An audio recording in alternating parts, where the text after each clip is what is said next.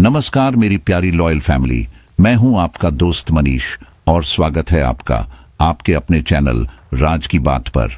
दोस्तों, आज की कहानी सिर्फ एक डरावनी घटना नहीं बल्कि प्रेम, श्राप और पुनर्जन्म की एक ऐसी रहस्यमय गाथा है जहां मौत के बाद भी एक आत्मा ने चैन नहीं पाया।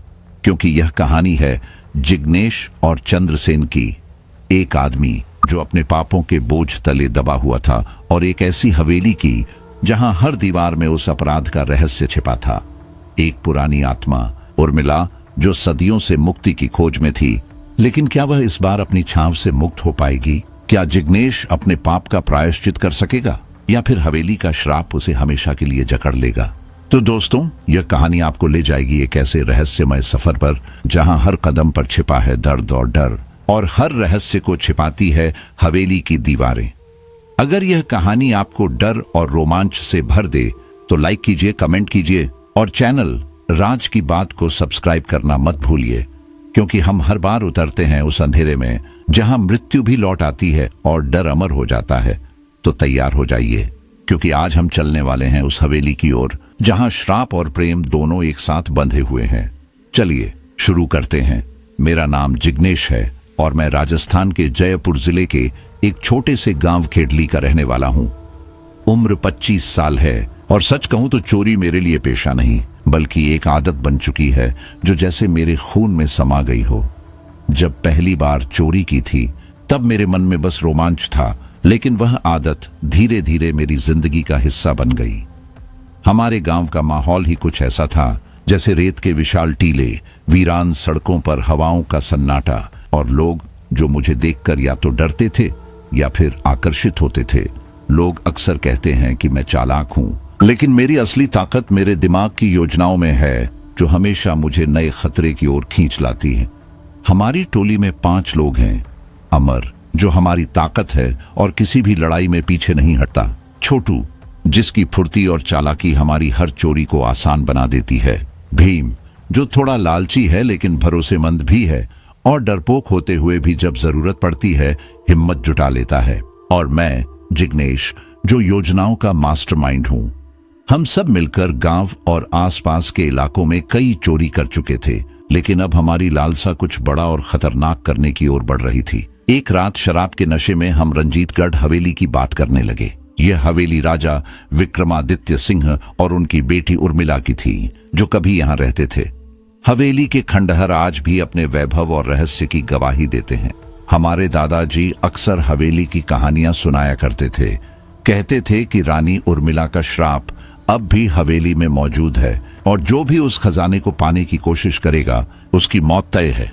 मैं हंसा और बोला, अगर मौत ही तय है तो जीने की क्या गारंटी? मेरे शब्दों में साहस था, लेकिन साथ ही थोड़ी नासमझी भी, क्योंकि मैं अंधविश्वासों पर विश्वास नहीं करता था। लेकिन लालच और अड़ियलता ने हमें हवेली की ओर खींच लिया। हमने तय किया कि अगली अमावस्या की रात, जब चांद की कोई रोशनी नहीं होगी, हम हवेली में घुसेंगे। वह रात कुछ अलग ही थी। रेत के टीले में हवाएं तेज चल रही थीं और पीपल के पेड़ की शाखाएं जैसे हमें चेतावनी दे रही थीं, मत जाओ। उस हवा में कुछ डरावना था, कुछ अनजाना। हर कदम पर मुझे यही सोचने को मिलता था कि क्या हम सचमुच उस रहस्यमयी खजाने तक पहुंच पाएंगे या फिर हम सिर्फ अपनी मौत को ही बुला रहे हैं। मेरी धड़कनें तेज हो रही थीं और दिल की धड़कनें मुझे हर विचार के साथ तीव्र होती महसूस हो रही थीं। अमर चुप था, जैसे अपने भीतर कुछ खोजना चाहता हो। छोटू लगातार योजनाओं पर विचार कर रहा था। भीम अपने लालच और उत्सुकता के बीच फंसा हुआ था और 36 वह केवल कांप रहा था। मैं जिग्नेश, जो हमेशा योजनाएं बनाने और जोखिम लेने में माहिर था, उस समय अपने भीतर की काली दुनिया और हवेली की रहस्यमय शक्ति के बीच झूल रहा था। जैसे ही हम हवेली के गेट के पास पहुंचे, मुझे लगा जैसे समय ठहर गया हो। पुराने लकड़ी के दरवाजे खड़खड़ा रहे थे और उनके पीछे से एक अजीब सी चुप्पी सुनाई दे रही थी, जैसे हवेली की आत्माएं हमें घेर रही हों। मैंने अपनी टोली की ओर देखा। हर चेहरे पर डर और उत्साह का मिश्रण था। हम सब चुप थे, क्योंकि हमने तय किया था कि अंदर घुसते ही हम एक शब्द भी नहीं बोलेंगे, क्योंकि हर आवाज हमें पकड़ सकती थी। हवेली के अंदर रेत के बने रास्तों जैसा ही अंधेरा और अनिश्चितता फैली हुई थी। मेरी आंखों में हवेली के हर कोने की छाया डरावनी लग रही थी, लेकिन लालच और रोमांच ने मुझे पीछे हटने नहीं दिया। जैसे ही हम अंदर घुसे, हवेली की ठंडी हवा ने हमारे हौसले को झकझोर दिया। हर खंडहर, हर झुरमुट, हर दरवाजे का कोना किसी रहस्य को छिपाए हुए था। मैं, जिग्नेश, जिसने हमेशा अपने डर पर काबू पाया था, उस समय अपनी ही मानसिकता और हवेली की रहस्यमय शक्ति के बीच लड़ रहा था। हम नहीं जानते थे कि आगे क्या मिलने वाला था, शायद खजाना या फिर मौत। लेकिन एक बात तो तय थी, इस रात ने हमारी जिंदगी हमेशा के लिए बदल देने वाली थी। हवेली के खिड़कियों से टकराती हवाएं, रेत में चलती हवाएं और पीपल के पेड़ की शाखाओं से आती आवाजें, सब कुछ हमें यह बता रही थी कि यह केवल चोरों के लिए नहीं, बल्कि एक डरावनी परीक्षा थी जहां केवल साहसी ही बच सकते हैं। रात का अंधेरा इतना घना था कि आसमान में कोई चांद या तारा दिखाई नहीं दे रहा था। अमावस्या की रात हमें हवेली तक पहुंचने में मदद कर रही थी, लेकिन साथ ही यह डर भी फैला रही थी। हम पांचों काले कपड़ों में ढके, बिना कोई आवाज किए धीरे धीरे हवेली की ओर बढ़ रहे थे। हवेली के नजदीक पहुंचते ही एक अजीब सी ठंडी हवा ने हमारा स्वागत किया। ऐसा लगा जैसे हवेली ने खुद हमारी मौजूदगी को महसूस किया हो और वह असहज हो उठी हो। हवेली की पहली झलक ने ही हमारे दिलों में एक घने डर की आग जला दी। टूटी दीवारें, काई से ढकी मूर्तियां और हवा में एक गंध जो सांसों में रुकावट डाल रही थी। सब कुछ ऐसा लग रहा था जैसे हवेली अपने रहस्यों को हमसे छिपाने के लिए संघर्ष कर रही हो। मुख्य दरवाजे तक पहुंचना आसान नहीं था। जब मैंने जंग लगे कुंडे को मोड़ा तो एक लंबी खड़खड़ाहट गूंजी, जैसे हवेली के भीतर से कोई चुपचाप रो रहा हो। मैं रुक गया, धीरे धीरे अंदर झांका और देखा कि हवेली का अंदरूनी हिस्सा समय की धाराओं में खो गया था। दीवारों पर पुराने चित्र लटके थे, जिनमें राजा विक्रमादित्य सिंह और उनकी राजकुमारी उर्मिला की तस्वीरें थीं और उनकी आंखें हमें हर कोण से घूर रही थीं। ऐसा महसूस हो रहा था जैसे वे हमें चेतावनी दे रही हों, लेकिन हमारी लालच और उत्सुकता ने उस डर को एक ओर धकेल दिया। हम तहखाने की ओर बढ़े और जैसे ही नीचे उतरने लगे, अजीब घटनाएं शुरू हो गईं। दीवार पर ताजा खून के छींटे दिखाई दिए। झूमर अचानक गिरा और उसकी आवाज में कुछ अनजाना सा था, जैसे हवेली के अंदर से कुछ दबी हुई चीखें हमें सुनाई दे रही हों। एक पुराना दर्पण था, जिसमें जब मैंने खुद को देखा तो मेरे अलावा एक और चेहरा झलक रहा था। कुछ पल के लिए मैं स्तब्ध हो गया, लेकिन भीम और अमर ने मुझे हिम्मत बनाए रखने के लिए जोर से थपकी दी। हम आगे बढ़ते गए और तहखाने में हमें तिजोरियां, मूर्तियां और धूल में दबी सोने की मुद्राएं मिलीं। हमारी आंखों में लालच की आग और तेज हो गई। हर कदम पर ऐसा लग रहा था जैसे हवेली खुद हमें अपने रहस्यों के करीब खींच रही हो। सबसे आखिर में हमें एक पुराना लकड़ी का संदूक मिला, जिस पर संस्कृत में लिखा था, धनम न मम शाप। मैं यह पढ़कर ठिठक गया, लेकिन छोटू ने कहा, अरे यह तो सिर्फ चेतावनी है, चलो खोलते हैं। हम सब ने मिलकर संदूक खोला और देखा कि उसमें सोने के सिक्के, आभूषण और गहने भरे थे। लालच ने हमें पूरी तरह पकड़ लिया। हम खजाना लेकर हवेली से बाहर निकल रहे थे, लेकिन हर कदम पर हवा की ठंडक और पेड़ों की सरसराहट ने हमें और डराती जा रही थी। जैसे ही हम पीपल के पेड़ के नीचे पहुंचे, अचानक एक पारलौकिक आवाज गूंजी, धीमी लेकिन स्पष्ट, एक हिस्सा मेरा भी रखना। हमारी रूह कांप उठी और हम ठहर गए। उस आवाज में एक गहरी मांग और चेतावनी थी, जिसे अनसुना करना असंभव था। मेरी आंखों में हवेली की परछाई अपने पीछे छोड़ी हुई खिड़कियों और तहखाने के अंधेरों में चमकते सिक्कों की झिलमिलाहट ने हमें यह एहसास दिलाया कि यह सिर्फ धन नहीं, बल्कि हवेली का श्राप भी हमारे साथ बाहर निकल रहा था। हमने जल्दी जल्दी खजाना अपने झोले में रखा, लेकिन वह आवाज लगातार हमारे कानों में गूंज रही थी। रेत पर चलते हुए मैं बार बार पीछे मुड़कर देखता रहा और हर बार पीपल के पेड़ के नीचे अंधेरा कुछ ज्यादा ही घना और जीवंत लगने लगा। मेरी टोली भी सहम गई थी। कोई कुछ नहीं बोल रहा था, सिर्फ डर और उत्सुकता के बीच अपना रास्ता तलाश रहा था। हवेली का श्राप, चित्रों की निगाहें, दर्पण का चेहरा और उस संदूक की चेतावनी सब हमारे दिलों में घुस गए थे। हम जानते थे कि यह रात ये चोरी और ये खजाना सिर्फ हमारी लालच की शुरुआत है, लेकिन साथ ही हमने यह भी महसूस किया कि हवेली का रहस्य हमारी हिम्मत और हमारी आत्मा दोनों की परीक्षा लेने वाला था। पीपल के नीचे से वह आवाज सुनते ही हमारे पांचों के दिलों में अफरा तफरी फैल गई। भीम ने कहा, शायद हवा है, कुछ नहीं। लेकिन मैं जानता था कि यह हवा नहीं थी। हवा इतनी स्पष्ट और धीमी फुसफुसाहट नहीं कर सकती थी। मेरी आंखें पीपल के नीचे टिक गईं और वहां एक धुंधली आकृति दिखाई दी, सफेद साड़ी में लिपटी हुई, झुकी हुई, और उसकी पायल की झंकार धीरे धीरे पास आ रही थी। उस आवाज में कुछ ऐसा था जो हमारी रूहों को हिला रहा था। भीम, अमर और 36 डर के मारे कांपने लगे और तीनों दौड़ते हुए गांव की ओर भाग खड़े हुए। मैं पीछे मुड़कर देखा और मेरी रूह थम सी गई। पेड़ के नीचे जमीन पर किसी औरत की परछाई थी। शरीर कहीं दिखाई नहीं दे रहा था, लेकिन उसकी मौजूदगी हर कदम पर महसूस हो रही थी। वापसी के रास्ते हवेली की हवा हमारे चारों ओर बह रही थी और उसमें फुसफुसाहट गूंज रही थी। तुम सब मरे हुए हो। उस आवाज में कोई क्रूरता नहीं, बल्कि ठंडी चेतावनी थी। मेरे पैरों के नीचे रेत जैसे और भी ठंडी और भारी हो गई थी। गांव पहुंचते ही हमें ऐसा लगा कि कुछ बदल चुका है, कुछ हमारे भीतर घुस आया है जिसे अब बाहर नहीं निकाला जा सकता। अगले दिन सुबह हमारे साहस का असली सामना हुआ। अमर की लाश खेतों में पड़ी मिली। शरीर पर कोई घाव नहीं था, लेकिन उसका चेहरा ऐसा था जैसे वह किसी अपार भय से जकड़ा हुआ हो। उसकी आंखें फटी हुई थी, जैसे उसने कुछ ऐसा देख लिया हो जो इंसान के समझ से बाहर था। मैंने खुद को संभालने की कोशिश की, लेकिन भीम, छोटू और 36 का डर अब असहनीय हो गया था। तीनों ने मुझसे कहा कि अब हवेली के पास भी नहीं जाना चाहिए, लेकिन मैंने उन्हें शांत किया। यह सब मन का वहम है, डर मत फैलाओ, हम नियंत्रित रहेंगे। हालांकि हवेली की शक्ति इतनी सरल नहीं थी।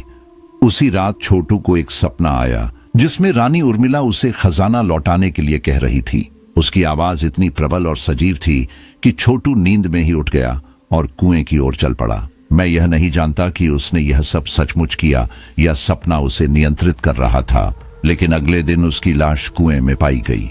सिर से कोई चोट नहीं थी, लेकिन उसकी आंखों में वही भय था जो अमर में था। यह दृश्य मुझे जकड़ कर रख गया। मुझे अब यह समझ में आ गया था कि हवेली की हवा अब मेरे भीतर घुस चुकी थी। यह डर सिर्फ हवेली तक सीमित नहीं था। मैं जहां भी जाता, उर्मिला की आवाज कानों में गूंजती रहती। वह धीमी फुसफुसाहट, कभी पास कभी दूर, हमेशा मेरे लालच और भय के बीच संतुलन बनाए रखती। हर कदम, हर आवाज, हर सांस मेरे दिमाग में हवेली की यादें ला रही थीं। पीपल के पेड़ की छाया, दर्पण की परछाई, खंडहरों की खड़खड़ाहट, ये सब मेरे भीतर जीवित हो चुके थे। अब मैं अकेला नहीं था, पर ऐसा महसूस हो रहा था कि हवेली की आत्मा मेरे चारों ओर और मेरे भीतर दोनों जगह मौजूद थी। यह डर अब केवल रात में नहीं, बल्कि दिन में भी पीछा कर रहा था। मैं जानता था कि हवेली ने अपनी शक्ति सिर्फ खजाने के लालचियों तक सीमित नहीं रखी थी, बल्कि हमारी आत्माओं को भी पकड़ लिया था। अब मेरी आंखों के सामने सिर्फ अमावस्या की रात, पीपल के नीचे की झुकी आकृति और उर्मिला की फुसफुसाहट थी, जो लगातार यह बता रही थी कि हवेली का श्राप अब मेरे शरीर और आत्मा में समा चुका है और इससे मैं बच नहीं सकता। छोटू और अमर की मौत के बाद पूरा गांव डर की चपेट में आ गया था। लोग धीरे धीरे फुसफुसाने लगे, रानी का श्राप जिंदा हो गया है। हर चेहरे पर भय और अविश्वास था। लोग मुझसे दूर होने लगे और मुझे यह एहसास हो गया कि अब यह केवल हवेली का श्राप नहीं, बल्कि हमारे गांव में भी फैल चुका था। मैंने खजाने को छुपाने का फैसला किया। एक पुराने सूखे कुएं के पास जाकर उसे मिट्टी में गाड़ दिया, लेकिन फिर भी मन को शांति नहीं मिली। खजाने के छुप जाने से डर कम नहीं हुआ, बल्कि उसकी मौजूदगी हमेशा मेरे साथ महसूस होती रही। भीम की कहानी सबसे डरावनी थी। रात में उसने अपने कमरे में कदमों की आवाज सुनी। पहले तो उसने सोचा कि यह उसका भ्रम है, लेकिन जब उसने दरवाजा खोला तो कोई नहीं था। जमीन पर देखा तो उसके नाम से लिखा था, अगला नंबर 13 है। भीम का चेहरा उस पल सन्न रह गया। अगले ही सुबह वह हमारे गांव में जला हुआ मिला। उसका शरीर ऐसा था जैसे भीतर से आग में झुलस गया हो। उसकी चीख और दर्द की परछाई आज भी मेरे कानों में गूंजती है। अब केवल 2 बचे थे, मैं और 36। हम अलग अलग दिशाओं में भागे। डर की इस दौड़ में मैं हर कदम पर महसूस कर रहा था कि हवेली की छाया मेरे पीछे है। 36 मुझसे बोला कि उसने हवेली के पास किसी तांत्रिक का नाम सुना है जो शायद श्राप मिटा सकता है, पर वह डर से भागने के बजाय कोशिश करने वाला था। उसकी आंखों में उम्मीद और भय दोनों झलक रहे थे। मैं उसे रोकना चाहता था, लेकिन खुद की जान बचाने की लालसा ने मुझे अलग कर दिया। कुछ दिनों बाद 36 की लाश हवेली के पास मिली। जमीन पर खुदे हुए शब्द पड़े थे, तुम सब मेरे मेहमान थे। यह देखकर मेरे शरीर में एक ठंडी लकीर दौड़ गई। हवेली का श्राप अब केवल अमावस्या की रात तक सीमित नहीं था, यह हर जगह हर पल हमारे पीछे चल रहा था। गांव में अब कोई भी मेरी तरफ नहीं देखता था। लोग दरवाजों के अंदर छिपकर फुसफुसाते थे। मैं अकेला रह गया था और हर कदम पर यह महसूस कर रहा था कि हवेली की शक्ति मेरे जीवन में बस चुकी है। रानी उर्मिला की आवाज अब सपनों में नहीं, बल्कि मेरी सांसों में बस चुकी थी। हर सांस लेने पर मुझे उसका फुसफुसाना सुनाई देता, धीमा, ठंडा और अवश्य चेतावनी भरा। मैं कहां जाऊं, कौन बचाए, यह डर अब मेरे रक्त में उतर चुका था। खिड़कियों से आती हवा, पीपल के पेड़ की सरसराहट और गांव की सुनसान गलियों की खामोशी, सब कुछ अब रानी के श्राप का हिस्सा बन चुका था। मैं जानता था कि मैं अकेला हूं, लेकिन हवेली और उसका श्राप मेरे साथ हर पल था।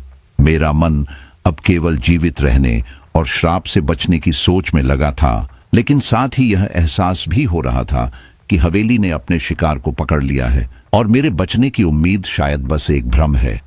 जंगलों में भटकते हुए मैं थक कर एक अंधेरे कुटिया के पास पहुंचा। वागेश्वर बाबा का स्थान था। कुटिया चारों ओर हड्डियों, राख और जलती हुई अग्नि से घिरी हुई थी और भीतर से एक गहरी शक्ति की मौजूदगी महसूस हो रही थी, जैसे कोई अभेद्य काला गहरा धुआं मुझे लीलने के लिए तैयार हो। मेरे कदम कांप रहे थे, लेकिन मुझे किसी भी हालत में बाबा तक पहुंचना था। मैं उनके सामने बैठा और हवेली, खजाने, पीपल के नीचे की आवाज और मेरे दोस्तों की मौतों के बारे में सब कुछ बताया। बाबा शांत बैठे रहे। उनकी आंखों में कोई आश्चर्य नहीं था, बस एक गंभीर समझदारी थी। वे कुछ देर तक चुप रहे, फिर उन्होंने धीरे से कहा, तुमने रानी उर्मिला की आत्मा को जगाया है। वह मरने से पहले शपथ ले चुकी थी कि जो उसका खजाना छुएगा उसे वही दर्द मिलेगा जो उसने झेला था। बाबा की बातें सुनकर मेरे रोंगटे खड़े हो गए। उन्होंने फिर 3 वस्तुओं की बात की जिन्हें वापस करना होगा। पहला, रानी का आभूषण जो उसकी पहचान का प्रतीक है। दूसरा, राजवंश की निशानी, राजदंड या राजमुद्रा। और तीसरा, रानी का स्मृति पत्र, उसकी आखिरी चिट्ठी जो शायद हवेली में अभी भी सुरक्षित है। उनके शब्दों में एक गहरी गंभीरता थी और मैं समझ गया कि ये केवल वस्तुएं नहीं हैं, बल्कि रानी की आत्मा की शांति की कुंजी है। बाबा ने आगे कहा, इस काम के लिए बलिदान जरूरी है। तुम्हें कुछ खोना होगा जो तुम्हारी पहचान का हिस्सा हो। वे हंसे नहीं, बस एक ठंडी सन्नाटा था, जैसे वे मेरी अगली बातों का इंतजार कर रहे हों।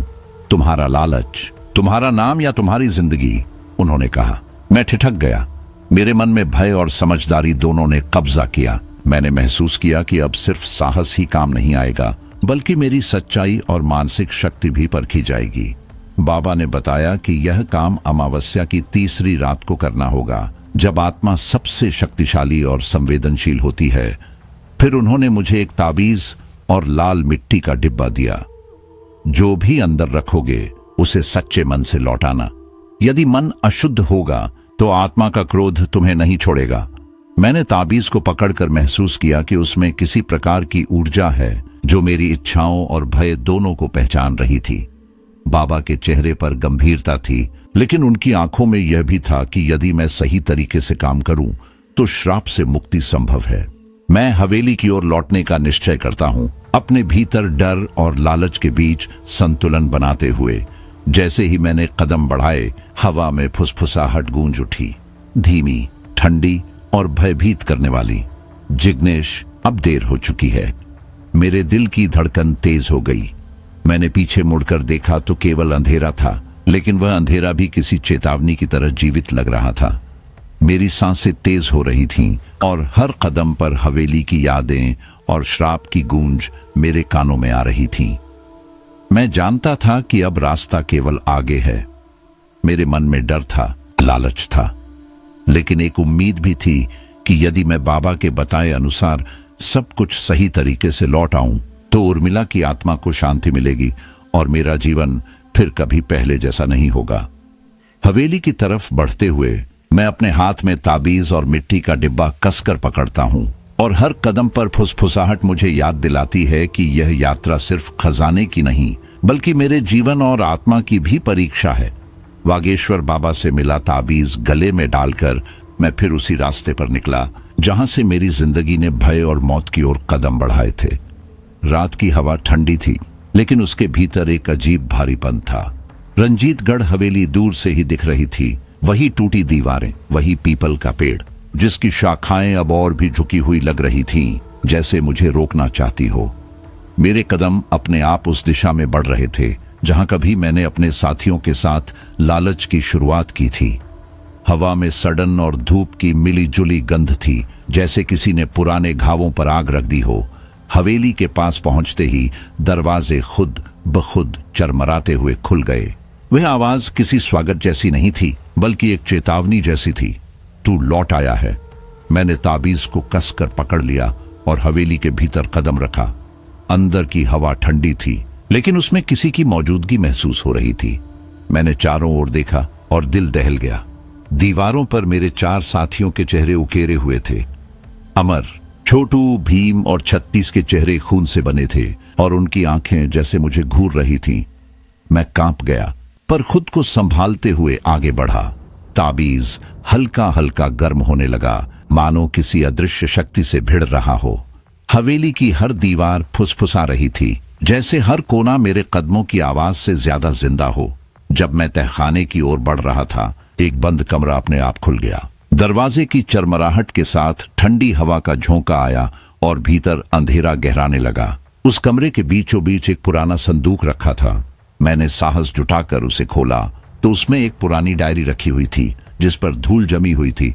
मैं समझ गया, ये रानी उर्मिला की डायरी थी। मैंने धीरे धीरे उसके पन्ने पलटने शुरू किए। पहले ही पन्नों से एक भयावह सच्चाई सामने आई। रानी के पिता की हत्या दरबार के एक विश्वसनीय व्यक्ति ने की थी, और वही व्यक्ति बाद में उर्मिला से विवाह के लिए आया था। रानी ने सच्चाई जान ली थी और उस विश्वासघात ने उसकी आत्मा को कभी चैन नहीं लेने दिया। पन्नों में लिखा था कि रानी ने एक विधि के जरिए श्राप का विधान किया था। उसने अपनी आत्मा को हवेली और खजाने से बांध दिया था, ताकि कोई भी विश्वासघाती दोबारा उसे अपमानित न कर सके। यह कोई साधारण आत्मा नहीं थी, बल्कि एक रक्षण आत्मा थी, जो अपने खजाने, अपनी स्मृति और अपने वंश की रक्षा के लिए अमर हो चुकी थी। मैं पन्ने पढ़ता गया और हर शब्द के साथ मेरा भय बढ़ता गया। मुझे एहसास हुआ कि हमने उस रक्षण सीमा को तोड़ दिया था और अब श्राप सिर्फ हवेली में नहीं, बल्कि मेरे खून में उतर चुका था। मेरा सिर घूमने लगा और तभी मुझे महसूस हुआ कि कमरे में कोई और मौजूद है। हवा अचानक स्थिर हो गई। मैंने पीछे मुड़कर देखा। दीवार पर लटके आईने में मेरी परछाई दिखाई दी, लेकिन उसका चेहरा कुछ अलग था। वह मुस्कुरा रही थी, एक ठंडी विकृत मुस्कान जो मेरी नहीं थी। मैंने घबराकर आईने के पास जाकर देखा। मैं चुपचाप खड़ा था, पर आईने वाला मैं धीरे धीरे सिर झुका रहा था। उसका मुंह हिल रहा था और होठों से निकली आवाज ने मेरी रूह जमा दी। अब तू भी मेरा हिस्सा है जिग्नेश। मैं डर से पीछे हटना चाहता था, लेकिन ताबीज अपने आप चमकने लगा। कमरा कांप उठा। दीवारों पर खून के निशान फैलने लगे और हवा में वही पुरानी फुसफुसाहट गूंजने लगी, धनम न मम मम शाप। मुझे लगा जैसे पूरी हवेली जीवित हो उठी हो और हर ईंट मेरे पाप का हिसाब मांग रही हो। मेरा मन भागने को हुआ, पर मेरे कदम जमीन में जमे हुए थे। आईने में मेरी परछाई अब पूरी तरह मुस्कुरा रही थी और उस मुस्कान में मुझे अपने चारों दोस्तों के चेहरे दिखाई दिए, जैसे वे सब मेरे भीतर समा गए हों। हवेली अब सिर्फ पत्थरों का ढांचा नहीं थी, यह जीवित श्राप थी और मैं उसका आखिरी शिकार बनने जा रहा था। हवेली से भागने के बाद मैं सीधे जंगल की ओर चला गया। रात गहरी थी और मैं एक सूखे पेड़ के नीचे छिप गया। हाथ में वही पुरानी डायरी थी जो हवेली के कमरे से मिली थी। ठंडी हवा में जब पत्ते सरसराए तो लगा जैसे हवेली की दीवारें अब भी मुझे देख रही हों। मैंने कांपते हाथों से डायरी के पन्ने खोले और पढ़ना शुरू किया। शुरुआत के कुछ पन्नों में रानी उर्मिला का दर्द झलकता था, उसका अकेलापन, उसके पिता की हत्या और दरबार में फैलता लालच। लेकिन जैसे जैसे मैं आगे बढ़ा, डायरी ने एक भयानक सच उजागर किया। बीच के पन्नों में लिखा था कि उर्मिला का विवाह वास्तव में चंद्रसेन नामक एक सेनापति से हुआ था। वही व्यक्ति जो असल में एक ठग था और जिसे सिर्फ खजाने की चाह थी। वह कोई साधारण सेनापति नहीं था, बल्कि छल और विश्वासघात का प्रतीक था। डायरी में उर्मिला ने लिखा था कि उसने चंद्रसेन पर अंधा भरोसा किया, लेकिन एक रात उसने देखा कि वही व्यक्ति राज खजाने की चाबी और उसकी पिता की मुहर चुराने की कोशिश कर रहा था। जब उर्मिला ने उसे रोकना चाहा, तो चंद्रसेन ने उसका गला दबा दिया। खून जमीन पर गिरा और उसी जगह उसकी आत्मा बंध गई। मैं यह सब पढ़ते हुए कांप गया। हर शब्द मेरे दिल पर चोट कर रहा था, क्योंकि डायरी के कुछ पन्नों में ऐसा संकेत था कि चंद्रसेन का वंश कहीं जिंदा है और शायद वही वंशज मैं हूं। मेरे हाथ कांप गए और माथे पर पसीना छलक आया। क्या यह श्राप केवल हवेली का नहीं, बल्कि मेरे खून में बसा हुआ पाप है? उर्मिला ने अपनी आखिरी रात में लिखा था, जो भी मेरे खजाने को छुएगा वह अपने भीतर वही लालच और विश्वासघात पाएगा जो मेरे पति में था। मेरे भीतर सब कुछ ठहर गया। अब मुझे समझ आने लगा कि क्यों हवेली की आत्मा मुझे पहचानती थी, क्यों हर मौत के बाद मैं और ज्यादा श्राप से बंधता गया। क्योंकि यह श्राप किसी बाहरी शक्ति का नहीं, बल्कि मेरे ही वंश का प्रतिशोध था। मेरा नाम जिग्नेश नहीं, शायद चंद्रसेन का ही पुनर्जन्म या उसके पाप की परछाई हूं मैं। डायरी का आखिरी पन्ना अधूरा था। उस पर सिर्फ एक वाक्य लिखा था, मेरी आत्मा उसी पीपल से बंधी है जहां मेरे खून ने जमीन को छुआ था। मेरा शरीर सुन्न पड़ गया। वह वही पीपल था जिसके नीचे मैंने पहली बार वह आवाज सुनी थी, एक हिस्सा मेरा भी रखना। अब मुझे समझ आया कि वह आवाज उर्मिला की आत्मा की थी, जो अपने अधूरे श्राप में मुझे पुकार रही थी। मैंने डायरी बंद की, लेकिन भीतर एक तूफान उठ चुका था। रात जैसे जैसे गहराती गई, मुझे अपने शरीर पर अजीब निशान दिखने लगे। पहले हल्के, फिर धीरे धीरे, जैसे कोई गर्म हाथ मेरी त्वचा पर छप रहा हो। मैंने अपनी शर्ट हटाई। मेरे सीने पर एक हाथ का निशान था, जलता हुआ, जैसे आग से बना हो। वह दर्द किसी सामान्य घाव जैसा नहीं था, बल्कि किसी आत्मा की उपस्थिति जैसा महसूस हो रहा था। हवा ठंडी थी, लेकिन मेरे आसपास का तापमान अचानक बढ़ गया था। हवा में वही जानी पहचानी फुसफुसाहट गूंज उठी, धीमी पर सीधी, मेरे कानों में उतरती हुई, अगर प्रायश्चित सच्चा है तो खजाना लौटा दे। मैंने डरते हुए चारों ओर देखा, लेकिन जंगल में कोई नहीं था, बस पत्तों की हल्की सरसराहट और रेत पर मेरे कदमों की आवाज। मुझे एहसास हो गया था कि अब यह यात्रा सिर्फ जीवित रहने की नहीं, बल्कि अपने पाप को मिटाने की है। मैं समझ गया था कि हवेली का श्राप किसी दुष्ट आत्मा का नहीं, बल्कि न्याय की मांग करने वाली आत्मा का है। वह अपने खजाने नहीं, अपनी आत्मा की मुक्ति चाहती थी, और उसकी मुक्ति मेरे हाथों में थी।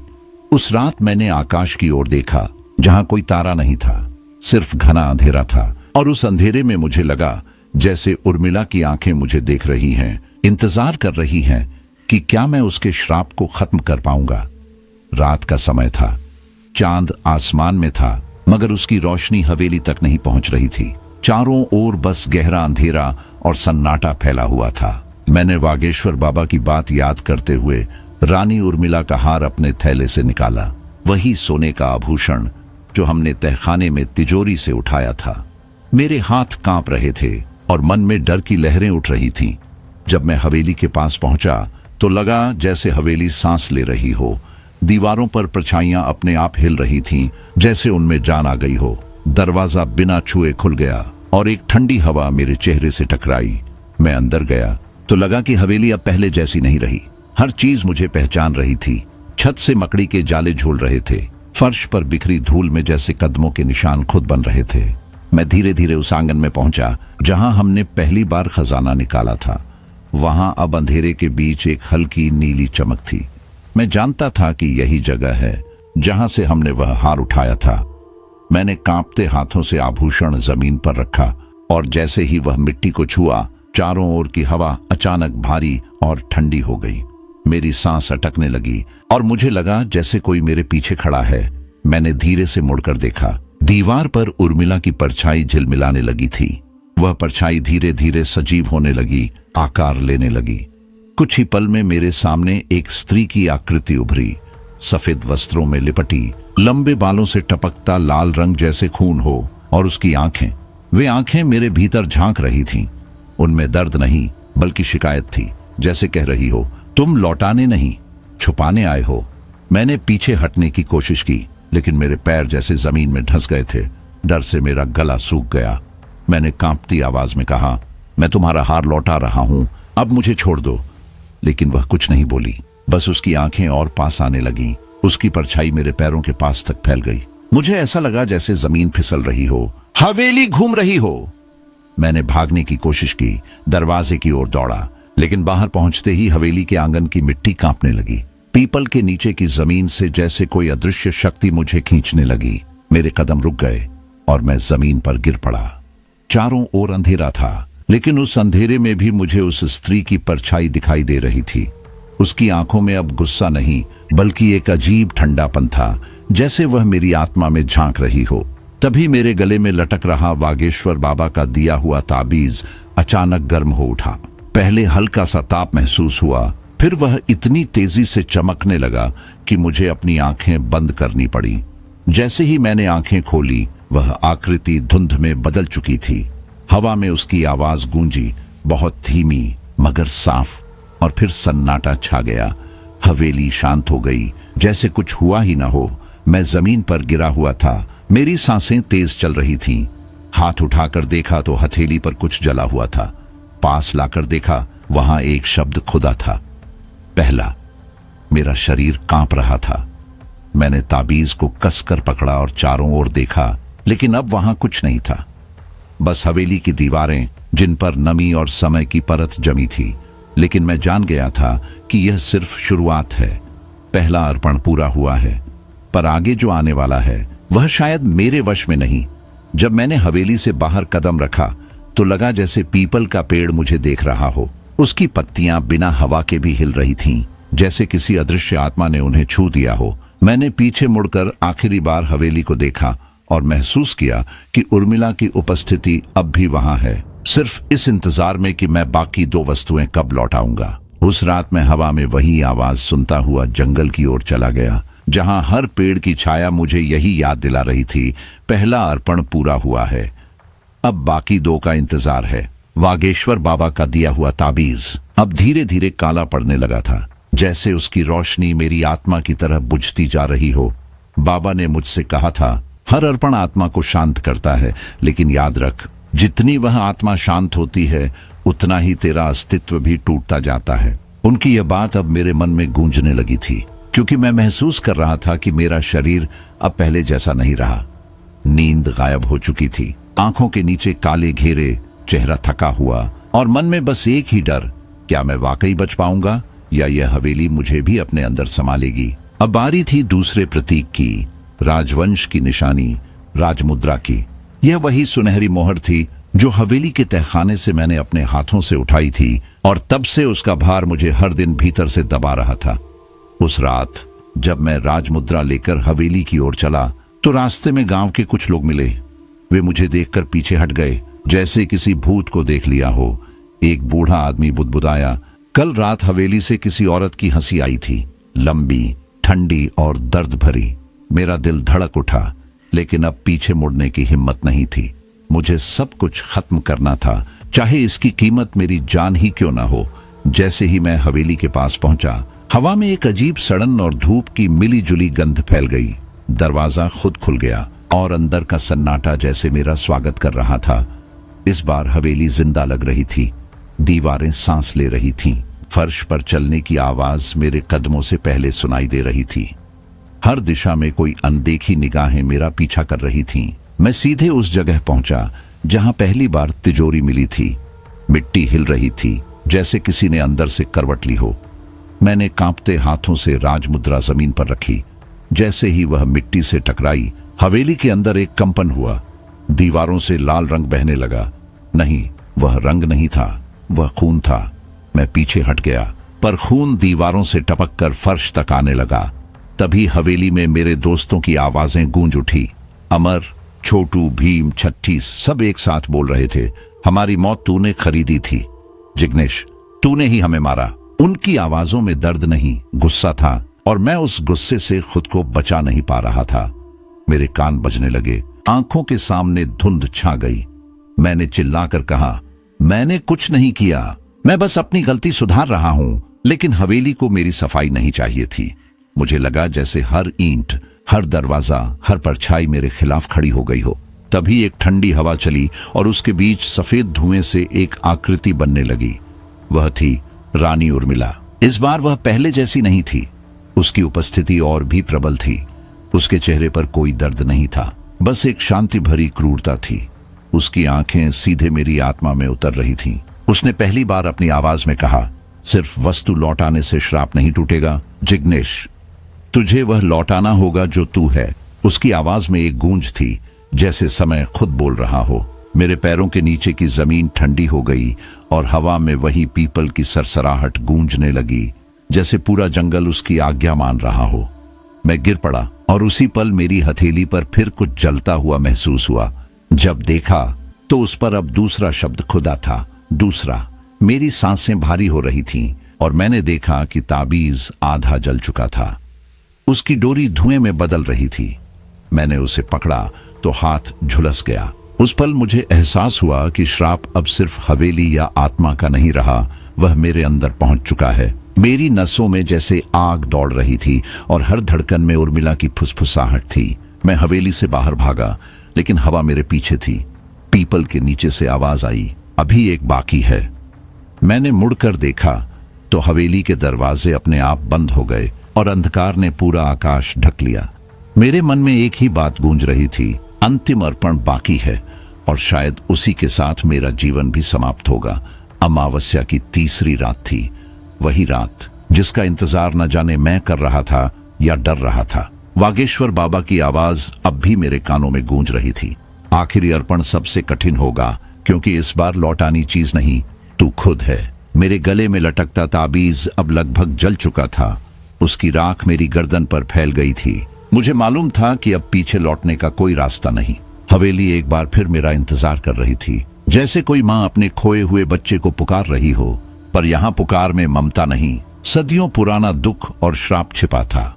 मैं हवेली के दरवाजे पर पहुंचा तो उसने खुद ही चरमराते हुए खुलकर मेरा स्वागत किया।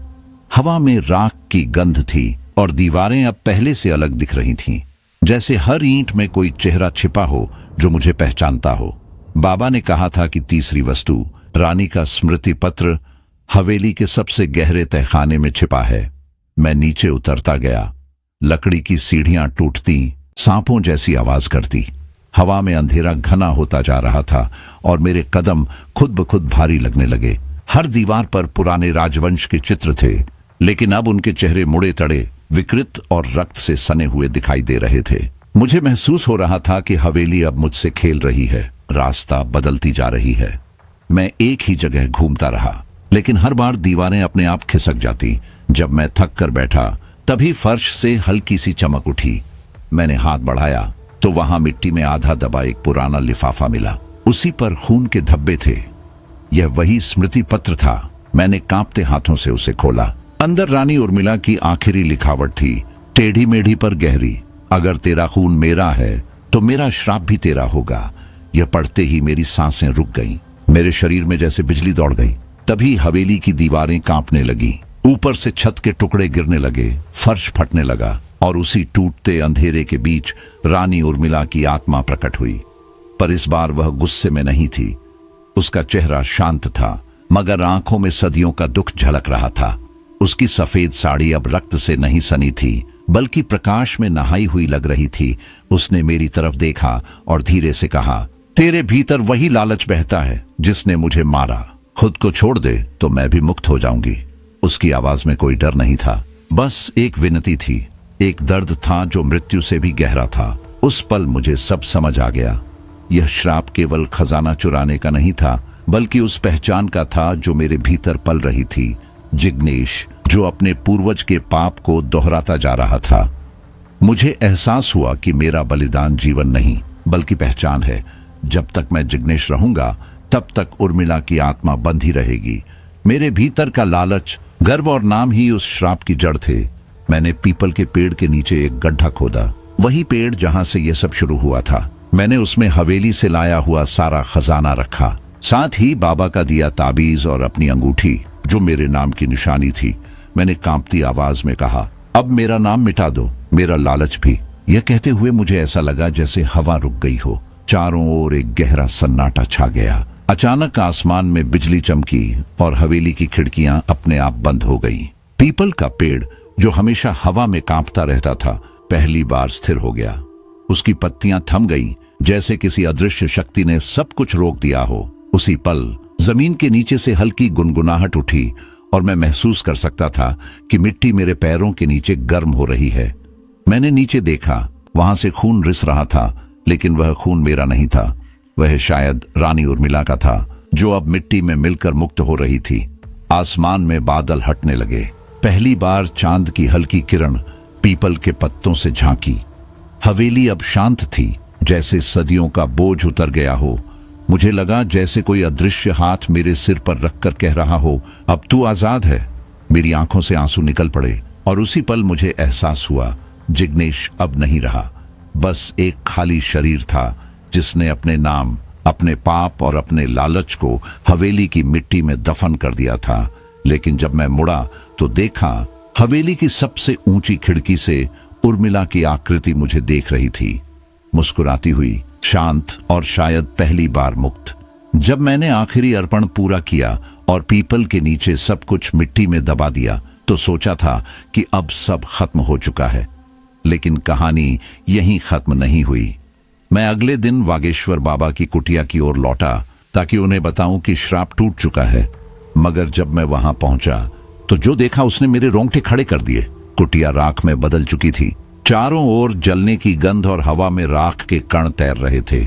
दीवारों पर अजीब प्रतीक खुदे हुए थे, वही निशान जो हवेली की तिजोरी पर बने थे, वही राजमुद्रा की आकृति, वही रानी उर्मिला का चिन्ह। मुझे तब समझ आया कि बाबा केवल एक तांत्रिक नहीं थे, वे इस श्राप का हिस्सा थे। वे वही पुराने राजपुरोहित थे जिन्होंने सदियों पहले उर्मिला की आत्मा को बांधने की रस्म में भाग लिया था। वे जीवित नहीं बल्कि श्राप के रखवाले थे। जब मैंने राख के बीच झांका तो ताबीज का एक जला हुआ टुकड़ा मिला जो हल्की रोशनी में धड़क रहा था, जैसे अब भी कोई अधूरा वचन बाकी हो।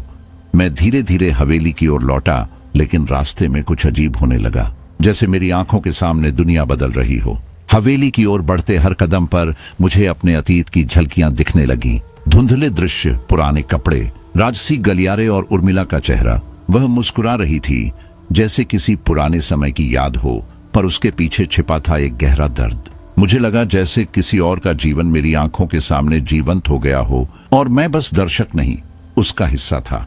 मैं अब जिग्नेश नहीं लग रहा था, बल्कि किसी और युग का आदमी, किसी और नाम का, किसी और अपराध का। हवेली के पास पहुंचते ही वह स्मृतियां और गहरी होने लगीं। मेरे दिमाग में किसी और की आवाज गूंजने लगी, चंद्रसेन। यह नाम मेरे अंदर बिजली की तरह कौंधा। मैं ठिठक गया और तभी जैसे मेरे भीतर का कोई दरवाजा खुल गया। मुझे याद आने लगा, मैं ही वह सेनापति चंद्रसेन था जिसने उर्मिला से विवाह किया था, वही जिसने उसके पिता की हत्या की और खजाने पर कब्जा करने के लिए उसे धोखा दिया। उसकी आंखों में जो विश्वास था, मैंने वहीं तोड़ा था। और जब वह मर रही थी तो उसने मुझ पर श्राप दिया था कि मेरा पाप कभी नहीं मिटेगा। मैं हर जन्म में उसी पाप के बोझ के साथ लौटूंगा। और सच यही था, मैं केवल जिग्नेश नहीं था, मैं सदियों पुराना चंद्रसेन था, उसी अपराध का पुनर्जन्म। मेरी सांसें तेज हो गईं, दिल तेजी से धड़कने लगा। मैं घुटनों के बल बैठ गया और जमीन पर हाथ रखा। मिट्टी अब ठंडी नहीं थी, उसमें कोई पुरानी ऊर्जा थी जो मुझे पहचान रही थी। अब मुझे सब समझ आ गया था। उर्मिला का श्राप केवल खजाने पर नहीं था, बल्कि मुझ पर था। हवेली से जुड़ी हर मौत, हर आवाज, हर डर, सब मेरे अपने पाप की गूंज थी। मैं सोचता था कि मैं शिकार हूं, लेकिन मैं ही शिकारी था। मैं ही वह कारण था जिससे यह श्राप जन्मा था। जैसे ही मैं उठकर हवेली की ओर बढ़ा, दरवाजे अपने आप खुल गए। अंदर से वही परिचित फुसफुसाहट आई, पर इस बार उसमें गुस्सा नहीं, एक अजीब आमंत्रण था। वापस आओ, मेरे अधूरे वचन। वह आवाज उर्मिला की थी। उसकी ध्वनि हवा में फैल गई और हवेली की दीवारें उसे दोहराने लगीं, वापस आओ। मेरी रीढ़ में ठंडक दौड़ गई। मुझे लगा जैसे हवेली अब मेरा इंतजार नहीं कर रही, बल्कि मुझे पुकार रही है अपने अंदर समाने के लिए। मैंने गहरी सांस ली और दरवाजे के भीतर कदम रखा। दीवारों पर पुराने दीपक अपने आप जल उठे और उनका प्रकाश सीधे मेरे चेहरे पर पड़ा। हवेली अब वैसी नहीं दिख रही थी। अब वह जिंदा थी और मुझे पहचान चुकी थी। मैं जान गया कि अब अंतिम निर्णय यही होगा। या तो मैं इस श्राप को सदा के लिए खत्म कर दूंगा, या फिर हवेली मुझे उसी अंधेरे में समा लेगी जहां से यह सब शुरू हुआ था। हवा में उर्मिला की हल्की हंसी गूंजने लगी, पर इस बार वह डरावनी नहीं थी, वह अधूरी थी। हवेली के अंदर कदम रखते ही ऐसा लगा जैसे पूरी जगह मेरे आने की प्रतीक्षा में थी। दीवारों से टपकता पानी अब खून जैसा लाल दिख रहा था और हवा में धूप और गंधक की तीखी महक घुली हुई थी। मेरे पांव अपने आप हवेली के केंद्र की ओर बढ़ने लगे, जहां एक पुराना धूल से ढका हुआ विशाल शीशा पड़ा था। सदियों से उस पर एक काला कपड़ा चढ़ा था, जैसे किसी ने जानबूझकर उसकी सच्चाई को छिपा रखा हो। मैं धीरे धीरे आगे बढ़ा और कपड़े को खींचकर हटाया। पल भर के लिए अंधेरे में चमक फैल गई, पर जब मैंने शीशे में झांका तो मेरा दिल जम गया। उसमें मेरी परछाई नहीं थी। वहां खड़ा था एक और आदमी, राजसी वेशभूषा में, कठोर निगाहों वाला वही चेहरा जो मैंने रानी उर्मिला की डायरी में देखा था, वही सेनापति चंद्रसेन। मैं एक कदम पीछे हट गया, सांसें भारी हो गईं। मैं उस शीशे में खुद को नहीं बल्कि अपने पिछले जन्म को देख रहा था, और तभी कमरे की हवा में ठंडक फैल गई। हल्की सी रोशनी के बीच रानी उर्मिला की आत्मा प्रकट हुई, पर इस बार उसका रूप भयावह नहीं था, वह शांत थी। उसकी देह से एक दिव्य आभा निकल रही थी, जैसे चांदनी में जलता कोई दीपक। उसकी आंखों में अब गुस्सा नहीं था, बल्कि एक गहरा दुख, एक अधूरी करुणा थी। उसने मेरी ओर देखा और कहा, चंद्रसेन या कहूं जिग्नेश, मेरा श्राप अब तुझसे नहीं, तेरे अपराध से है। तू खुद को माफ नहीं कर पाया, इसलिए यह श्राप अब तक जीवित है। उसकी आवाज में एक अजीब शांति थी, लेकिन हर शब्द मेरे भीतर तलवार की तरह उतर रहा था। मैंने कांपते हुए पूछा, तो क्या अब सब खत्म हो जाएगा? वह मुस्कुराई, एक दर्द भरी मुस्कान, और बोली, अभी नहीं, पहले अपने भीतर झांक, इस दर्पण में देख कि तू कितनी बार वही गलती दोहराता रहा है। मैंने डरते हुए शीशे के करीब कदम बढ़ाए। जैसे ही मेरी निगाह उस पार गई, मैं किसी और दुनिया में पहुंच गया। शीशे में दृश्य बदलने लगे। एक चोर जो मंदिर से मूर्तियां चुरा रहा था, एक व्यापारी जो गरीबों को लूट रहा था, एक सैनिक जो अपने ही राजा के खिलाफ षड्यंत्र कर रहा था। हर दृश्य में मैं ही था, अलग अलग रूपों में, अलग अलग चेहरों में, लेकिन वही पाप, वही लालच, वही धोखा। मेरा हर जन्म एक नए नाम के साथ वही अपराध दोहरा रहा था। मैं उन सब रूपों को देखकर कांप उठा। उर्मिला की आत्मा ने कहा, देख, तू हर बार अपने पाप से भागता रहा, तूने कभी खुद को माफ नहीं किया। जब तक तू अपनी पहचान से मुक्त नहीं होगा, तब तक यह श्राप तेरा साथी रहेगा। यह हवेली, यह दर्पण, यह श्राप सब तेरे भीतर है। उसके शब्दों से मेरी आत्मा तक कांप गई। मैं शीशे की ओर देखने की हिम्मत नहीं जुटा पा रहा था, लेकिन कुछ भीतर से कह रहा था कि अब अंत आना ही चाहिए। डर के बावजूद मैंने अपने हाथ उठाए और जोर से शीशे पर प्रहार किया। एक कान फाड़ देने वाली आवाज गूंज उठी। शीशा चटक गया। टूटे हुए टुकड़ों में मेरा चेहरा बिखर गया। जैसे ही दर्पण टूटा, हवेली जोर जोर से कांपने लगी, दीवारें चरमराने लगीं, झाड़ फानूस जमीन पर गिर पड़ा और चारों ओर से हवा गूंजने लगी। उर्मिला की आत्मा की आंखों में आंसू चमक उठे। वह धीरे धीरे धुंध में विलीन होने लगी, लेकिन जाते जाते बोली, सजा पूरी नहीं हुई, पर मुक्ति अब शुरू हो चुकी है। अचानक मेरे सिर में भयंकर दर्द उठा और मेरी आंखों से खून बहने लगा। ऐसा लगा जैसे वो शीशे के टुकड़े मेरी रगों में समा गए हों। मैं चीखने लगा, लेकिन कोई आवाज बाहर नहीं आई। सब कुछ धुंधला होने लगा, हवेली घूमने लगी और फिर सब अंधेरा हो गया। आखिरी दृश्य जो मैंने देखा वह उर्मिला का चेहरा था, शांत, निश्चल और मुस्कुराता हुआ, जैसे उसने सदियों के बाद सुकून पाया हो। उसके बाद मैं जमीन पर गिर पड़ा और चेतना मिट गई। बस एक गूंज बाकी रह गई, पहचान मिटा, पाप मिट जाएगा। जब मेरी आंखें खुली तो लगा जैसे मैं किसी और ही दुनिया में आ गया हूं। चारों ओर घना अंधेरा था, बस कुछ मोमबत्तियां टिमटिमा रही थीं, जिनकी लौ पीली नहीं, लाल थी, जैसे रक्त से जल रही हो। मैं खुद को हवेली के तहखाने में पाया, वही जगह जहां से यह सब शुरू हुआ था। दीवारों पर पुराने चिन्ह चमक रहे थे, वही उर्मिला के श्राप के प्रतीक, त्रिकोण, वृत्त और अग्नि के बीच बंधी आत्मा के चिन्ह। मुझे याद नहीं कि मैं यहां कैसे आया, पर भीतर एक अनजानी आवाज गूंज रही थी। या तो मैं इस श्राप को सदा के लिए खत्म कर दूंगा, या फिर हवेली मुझे उसी अंधेरे में समा लेगी जहां से यह सब शुरू हुआ था। हवा में उर्मिला की हल्की हंसी गूंजने लगी, पर इस बार वह डरावनी नहीं थी, वह अधूरी थी। हवेली के अंदर कदम रखते ही ऐसा लगा जैसे पूरी जगह मेरे आने की प्रतीक्षा में थी। दीवारों से टपकता पानी अब खून जैसा लाल दिख रहा था और हवा में धूप और गंधक की तीखी महक घुली हुई थी। मेरे पांव अपने आप हवेली के केंद्र की ओर बढ़ने लगे, जहां एक पुराना धूल से ढका हुआ विशाल शीशा पड़ा था। सदियों से उस पर एक काला कपड़ा चढ़ा था, जैसे किसी ने जानबूझकर उसकी सच्चाई को छिपा रखा हो। मैं धीरे धीरे आगे बढ़ा और कपड़े को खींचकर हटाया। पल भर के लिए अंधेरे में चमक फैल गई, पर जब मैंने शीशे में झांका तो मेरा दिल जम गया। उसमें मेरी परछाई नहीं थी, वहां खड़ा था एक और आदमी, राजसी वेशभूषा में, कठोर निगाहों वाला वही चेहरा जो मैंने रानी उर्मिला की डायरी में देखा था, वही सेनापति चंद्रसेन। मैं एक कदम पीछे हट गया, सांसें भारी हो गईं। मैं उस शीशे में खुद को नहीं बल्कि अपने पिछले जन्म को देख रहा था, और तभी कमरे की हवा में ठंडक फैल गई। हल्की सी रोशनी के बीच रानी उर्मिला की आत्मा प्रकट हुई, पर इस बार उसका रूप भयावह नहीं था, वह शांत थी। उसकी देह से एक दिव्य आभा निकल रही थी, जैसे चांदनी में जलता कोई दीपक। उसकी आंखों में अब गुस्सा नहीं था, बल्कि एक गहरा दुख, एक अधूरी करुणा थी। उसने मेरी ओर देखा और कहा, चंद्रसेन या कहूं जिग्नेश, मेरा श्राप अब तुझसे नहीं, तेरे अपराध से है। तू खुद को माफ नहीं कर पाया, इसलिए यह श्राप अब तक जीवित है।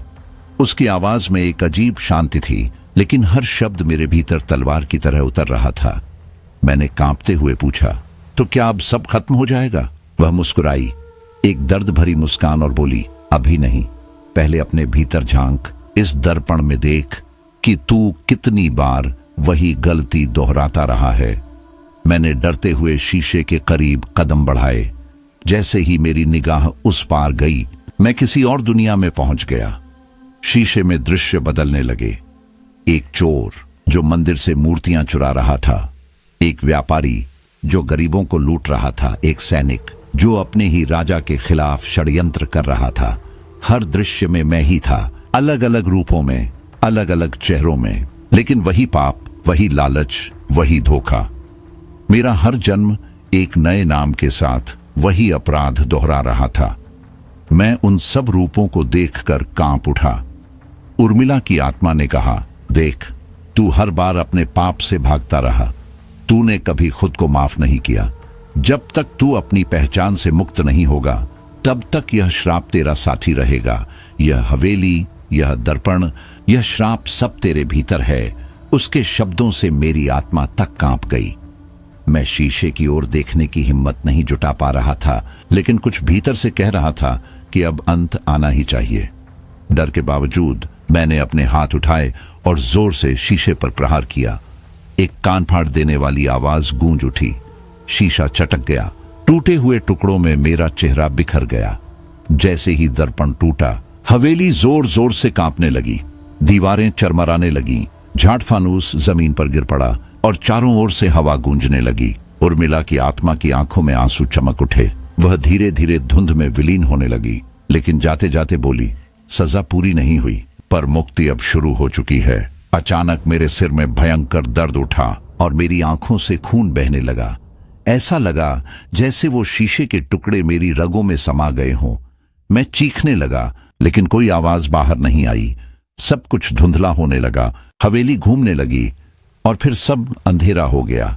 आखिरी दृश्य जो मैंने देखा वह उर्मिला का चेहरा था, शांत, निश्चल और मुस्कुराता हुआ, जैसे उसने सदियों के बाद सुकून पाया हो। उसके बाद मैं जमीन पर गिर पड़ा और चेतना मिट गई। बस एक गूंज बाकी रह गई, पहचान मिटा, पाप मिट जाएगा। जब मेरी आंखें खुली तो लगा जैसे मैं किसी और ही दुनिया में आ गया हूं। चारों ओर घना अंधेरा था, बस कुछ मोमबत्तियां टिमटिमा रही थीं, जिनकी लौ पीली नहीं, लाल थी, जैसे रक्त से जल रही हो। मैं खुद को हवेली के तहखाने में पाया, वही जगह जहां से यह सब शुरू हुआ था। दीवारों पर पुराने चिन्ह चमक रहे थे, वही उर्मिला के श्राप के प्रतीक, त्रिकोण, वृत्त और अग्नि के बीच बंधी आत्मा के चिन्ह। मुझे याद नहीं कि मैं यहाँ कैसे आया, पर भीतर एक अनजानी आवाज गूंज रही थी। यह मानो वह श्राप अपनी अगली पीढ़ी को छूने आया हो। मैं ठिठक गया, आंखों की पुतलियां विचलित हो गईं। उस समय हवा में फुसफुसाहट सुनाई दी, बहुत हल्की, पर मेरे कानों में जैसे गर्जना हो गई हो। जब तक लालच रहेगा, श्राप जीवित रहेगा। यह आवाज जैसे उर्मिला की आत्मा की पुनरावृत्ति हो, जो कह रही हो कि मुक्ति अभी पूर्ण नहीं हुई। मैं कदम बढ़ाना चाहता था, पर पैरों ने आजादी नहीं दी। गांव छोड़ने का निर्णय मैंने उसी पल लिया। इस जगह को छोड़ देना ही बेहतर था। मैंने पीछे मुड़कर देखा, हवेली की राख अभी भी धुएं उड़ाती थी, जैसे किसी पुराने दर्द का निशान अभी भी वहां धड़क रहा हो। वह दृश्य मुझे खींच रहा था, मुझे रोक रहा था। मैंने कांपते कदमों से गांव की ओर बढ़ने की कोशिश की, लेकिन हवा फिर वहीं ठंडी, तेज फुसफुसाहट लेकर आई। तेरा प्रायश्चित अपूर्ण है। शब्दों का यह ओज मेरे अंदर गूंज उठा, मेरी आत्मा को झकझोर गया। मैंने सिर ठुकाया और धीमी गति से गांव छोड़ने के लिए आगे बढ़ा, लेकिन मेरे कदम पीछे पीछे लौटते थे। मेरी आंखें फिर हवेली की ओर देखती थीं, उस राख की ओर जहां धुआं उठता था, उस पीपल की ओर जहां हल्की हवा की सरसराहट थी। मैं जानता था कि मैंने एक युग को समाप्त किया हो, लेकिन एक और शुरुआत का बीज वहीं रख दिया था। वह बीज लालच का, जो किसी अन्य हाथ में अंकुरित हो सकता था। और मैं यह भी समझ गया था कि इस दुनिया में कुछ श्राप ऐसे होते हैं जो कभी मिटते नहीं, जो समय के साथ आकार बदलते हैं, रूप बदलते हैं, लेकिन खत्म नहीं होते। मैं चलता गया गांव की गलियों से, लोगों की निगाहों से, पर हवेली की परछाई मेरी पीठ पर थी। उसके धुंध के बीच एक आवाज बनी रही, तेरा प्रायश्चित अपूर्ण है। और मैं यह जानता था कि मेरी कहानी यहां खत्म नहीं हुई है। यह बस एक अधूरा अध्याय था, और खजाने का पुनर्जन्म उसी तरह जारी रहेगा। सालों गुजर गए और मैं अब बूढ़ा हो चुका हूं। मेरा शरीर थक चुका है, पर मेरी आंखों के सामने आईने में कभी कभी वही युवा चेहरा झलकता है, वही चंद्रसेन का चेहरा जो कभी जिग्नेश के रूप में जी रहा था। मैंने अपनी कहानी लिखने का निर्णय लिया, ताकि सब जान सके कि जो कुछ भी हुआ वह सिर्फ हवेली में नहीं, मेरे भीतर भी था। मैं जानता हूं कि रानी उर्मिला की आत्मा अब मुग्ध हो गई है, पर मेरा खून अब भी उसी श्राप का वाहक है, और हर धड़कन मुझे यह याद दिलाती है कि कोई अपराध सदा मिटता नहीं। एक रात जब मैं अपने पुराने कमरे में दीपक जलाकर लिख रहा था, हवेली की यादें मेरे मन में फिर से जगी। उसी समय खिड़की से आती हवा में वही परिचित सुगंध घुल गई, उर्मिला की चंदन की खुशबू, हल्की, मीठी और डरावनी। मेरी रूह कांप उठी, लेकिन मैं अपनी कलम नहीं छोड़ा। दीवार पर अचानक उसकी परछाई उभर गई, वही उर्मिला जो अब मुस्कुरा रही थी। उसकी आंखों में शांति और दर्द दोनों झलक रहे थे। वह धीरे से बोली, हर लालच का अंत मृत्यु नहीं, पुनर्जन्म है। मैं ठिठक गया, हाथ कांपने लगे, पर मैंने खुद को संभाला। मैंने कलम उठाया और अपने नोटबुक के आखिरी पन्ने पर लिखा, जो यह कहानी पढ़ेगा वह अब इस श्राप का हिस्सा बन जाएगा। जैसे ही शब्द पूरे हुए, कागज पर गिरती स्याही अचानक लाल हो गई और मुझे लगा कि वह खून में बदल रही है। कमरे में दीपक की लौ झिलमिला रही थी और हर छाया मानो जीवित हो उठी हो। हवा की सरसराहट ने मेरे कानों में फुसफुसाहट गूंजाई। जिग्नेश या चंद्रसेन, यह केवल शुरुआत है। मेरी आंखों के सामने धुंधली परछाइयां घुलने लगी और मुझे लगा कि मैं अब केवल जिग्नेश नहीं हूं, मैं उस शापित वंश का जीवित प्रमाण हूं। कागज पर मेरी स्याही अब पूरी तरह लाल हो गई थी। मैंने उसे देखा और वह हल्की हल्की झिलमिला रही थी, मानो लिखते ही जीवन में उतर रही हो। मैं समझ गया कि यह कहानी कभी खत्म नहीं होगी। हर पाठक, हर इंसान जो इसे पढ़ेगा, वह खुद उस श्राप में शामिल होगा। मैं अपनी कुर्सी पर बैठा रहा और कमरे में एक शांत लेकिन डरावनी मौन छा गई। हवा में अब भी हल्की फुसफुसाहट थी, तेरा प्रायश्चित अपूर्ण है और यह कभी समाप्त नहीं होगा। मैंने आखिरी बार दीपक की लौ को देखा, जो धीरे धीरे हिल रही थी, और फिर लिखा, मेरी कहानी समाप्त हुई, लेकिन श्राप का पुनर्जन्म अब शुरू हो चुका था। तो दोस्तों, यह थी हमारी आज की कहानी, रंजीतगढ़ हवेली और श्रापित खजाना। एक ऐसी कहानी जिसमें लालच, प्रायश्चित और रहस्यमयी घटनाओं ने हमें डर के उस साए तक पहुंचा दिया जहां वास्तविकता और अंधविश्वास मिलते हैं।